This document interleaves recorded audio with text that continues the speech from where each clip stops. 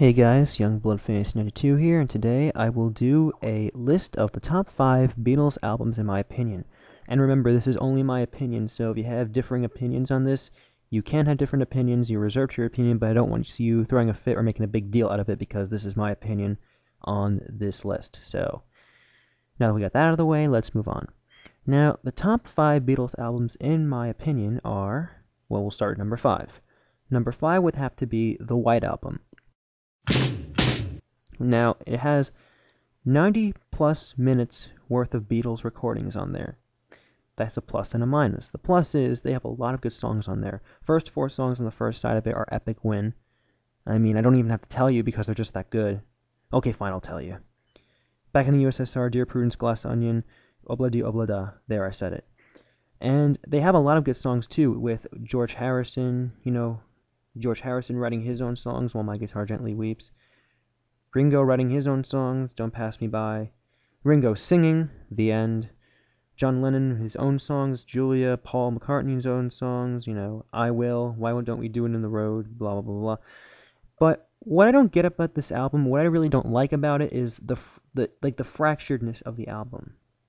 It's like it's split in half. Like it's split down the middle, like it's split into 4.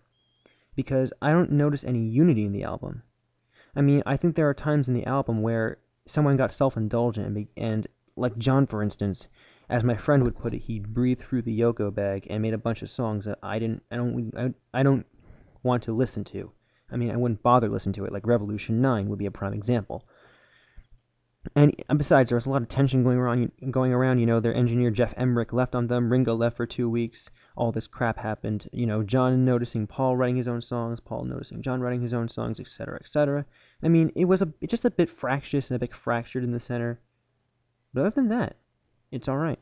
And that's why it's in my top 5. Number 4 would have to be Abbey Road. Oh, darling! I know what you're thinking. The second side of it is composed of songs that don't even are complete, so why are you putting this in? Well, because it was their last chance at trying to prove themselves worthy of writing songs together.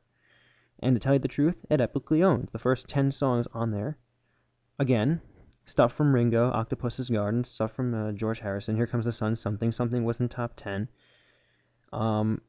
And John and Paul writing with each other again, but this was their last chance to prove to themselves that they could write together, and they proved this really well, even with their incomplete songs. I mean, I think the incomplete songs go well in the second part. I think of it as like the precursor to progressive rock, even though it really isn't.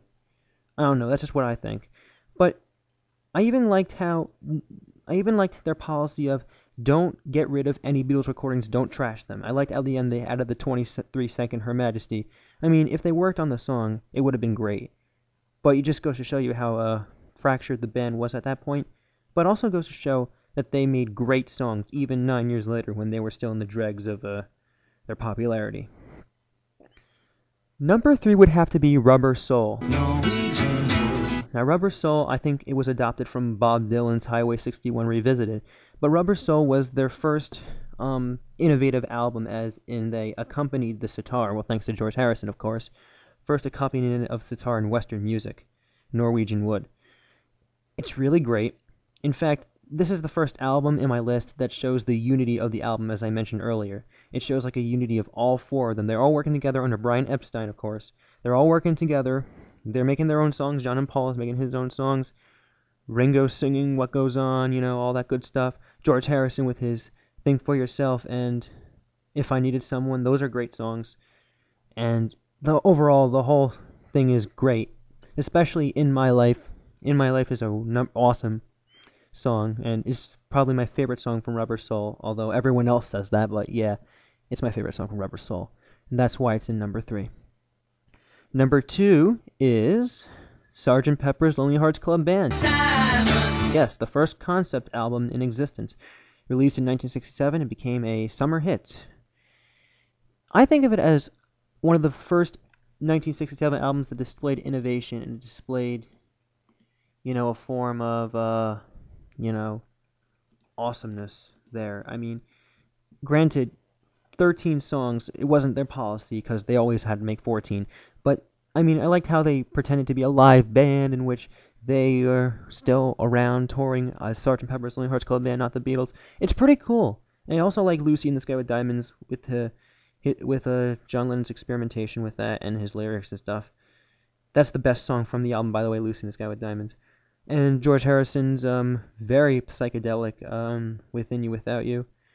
Ringo singing with A Little Help from My Friends, and it's probably one of the last albums from the Beatles that displayed this kind of unity where all four of them work together without nearly any arguments at all. I mean, it was just wonderful. And finally, the number one album on my list is Revolver. Everywhere. That's right, Revolver. Why is it number one? Because an invention was made for the Beatles which involved double tracking, and that was invented for them. I mean, how can it be not any epically more awesome than that? Double tracking was invented for the Beatles. 14 songs of unadulterated awesomeness. Demonstration of like guitar-laden songs like And Your Bird Can Sing and She Said There's like lots of guitar in that. It's wonderful. George Harrison's conclusion with Love You Too, Taxman, and let's not forget I Want to Tell You. Sounds so Harrisonian-esque. It's so cool. And Paul McCartney's, singing, and like, well, you know what? That was funny because I made like a stupid tangent. But yeah, all the songs on there are wonderful. Oh yeah, Paul McCartney's Eleanor Rigby. Yeah, I lost that. Eleanor Rigby, best song from the Revolver album. It's wonderful. All the songs on there are great. I'm serious. All the songs on there are excellent. And that's why Revolver deserves to be at number one. Well, that's the end of my list of the top 5 most awesome Beatles albums of all time, in my opinion. And this is Youngblood Fantasy 92, and ladies and gentlemen, I'll be seeing you next time.